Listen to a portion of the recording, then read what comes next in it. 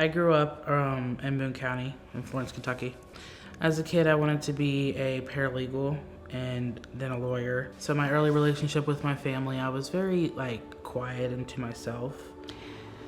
Hannah was very quiet and to herself. She had a lot of friends. Her and her sister, they're close in age, so they were together a lot.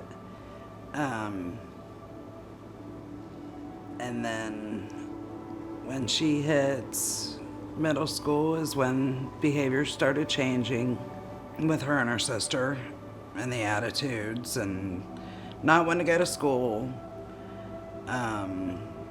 sneaking around, staying out late, went to sleep all day.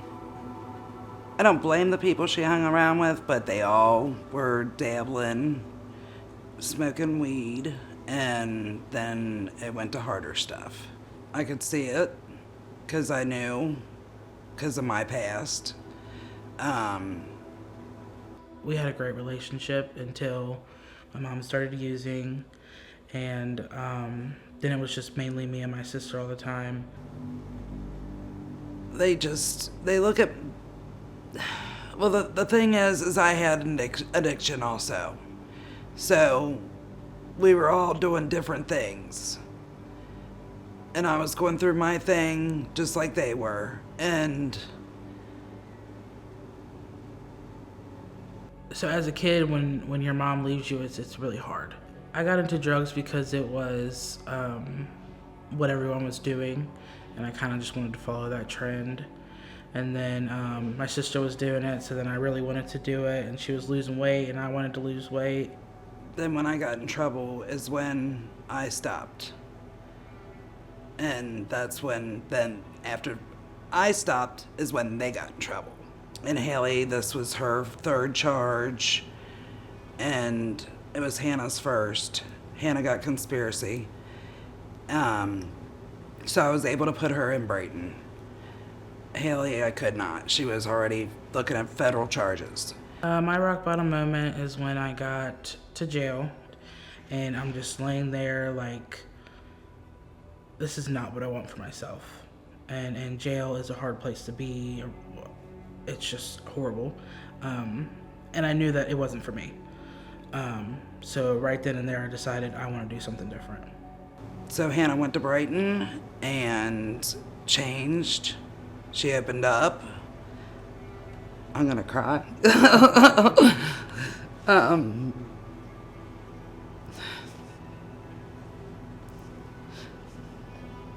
I picked her up from Boone County Jail, and then I dropped her off at Brighton Center. She was willing. She was definitely willing. And I think I was more scared than she was when I dropped her off. I didn't want to leave her. And, but she did it. She learned. BRC has helped me tremendously. It's given me the tools to stay sober. It gave me a fellowship and lifelong friends to continue my sobriety with. And it really, helped me grow up and realize that's not what I want for myself. What I learned about myself is that I had no self-esteem, and that I just realized that the drugs made me a different person than who I was. And it made me realize that that's not what I want to be. And so it helped me build my self-esteem back up, and like I said, it gave me the tools to stay sober. And I knew that that's what I wanted. It has definitely turned her around, definitely. So proud. I hope that she just stays on this path, stays with her job, and wherever she is, at least, hopefully she just keeps going where she is, doing what she's doing. Yeah.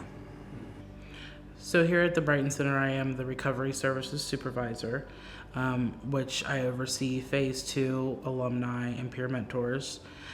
So I pretty much help them re-enter the community, help them find a job, be a supervisor for them to make sure that they're still being held accountable.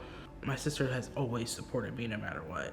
When I was younger, she took care of me, so I'm grateful to be able to offer her help when she gets out. I'm going to help her find a car, help her find a place to live, help her find a job. I'm sure she wants to work in this field too, because that's what she wanted when she was a kid, was to be a counselor for people who struggle with drug addiction.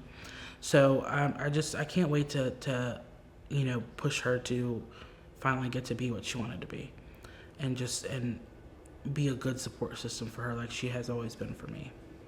When I see new faces here, it's an amazing feeling, because somebody took that first step to become sober, and it's somebody that's not on the streets anymore and not close to dying, because that's what's going around right now, is these drugs are killing people.